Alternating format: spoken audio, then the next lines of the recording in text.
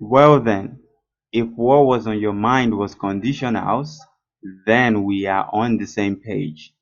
But if what was on your mind wasn't conditionals, then we're still on the same page anyways.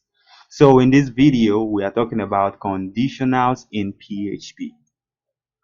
The question now is, what are conditionals? Have you ever heard of control flow in computer programming before? Conditionals is just one of them. You can think of conditionals as a way of teaching your program or the computer system to make decisions.